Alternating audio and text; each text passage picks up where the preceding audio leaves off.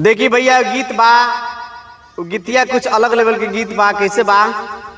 पिया दे जानू स्प्राइट अपने हाथे, पिया दे जान स्प्राइट अपने हाथे।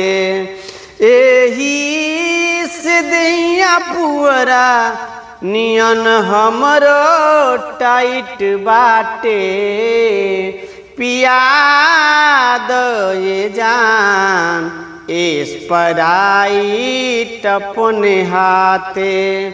एही से हमरो देहिया पुअरा नियन टाइट बाटे, पिया दे जान स्प्राइट अपने हाथे।